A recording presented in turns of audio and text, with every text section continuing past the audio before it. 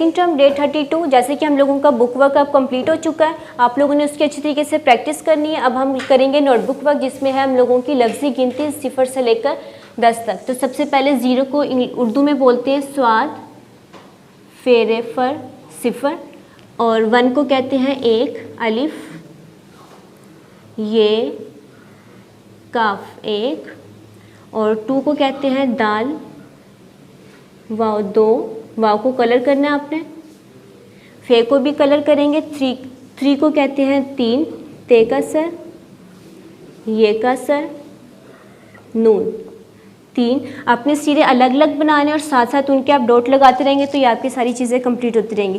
4 को कहेंगे 4, चे अलिफ चा, रे 4। उसके बाद है आपका 5 को कहते हैं 5, पे अलिफ पा, और पहले आप बनाएंगे चे के डॉट, और चे के ऊपर आप बनाएंगे नून का सर। 5 के बाद है आपका 6, चे के साथ 2 चश्मी है और नुक्ते।